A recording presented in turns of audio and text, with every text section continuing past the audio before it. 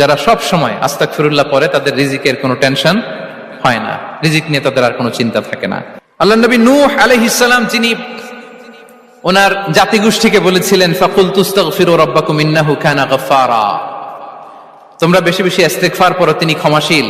ইস্তেগফার পড়লে কি হবে? ইউরসিলিস সামাআ আলাইকুম মিদরারা, রহমতের বৃষ্টি বর্ষণ হবে, তোমাদের জমিগুলো উর্বর হবে। ওয়া ইউমদিদুকুম বিআমওয়ালি ওয়া বানিন, আল্লাহ তাআলা তোমাদেরকে সম্পদে বারাকা দিবেন, সন্তানে বারাকা দিবেন। ওয়া ইয়াজআল লাকুম জান্নাতিন ওয়া ইয়াজআল লাকুম আনহারা, তোমাদের ফসল ক্ষেতগুলো সবুজ শ্যামল হয়ে ভরপুর হবে, তোমাদের রিজিকে বারাকা নেমে আসবে। তাহলে আমরা যেন বেশি বেশি ইস্তেগফার করি।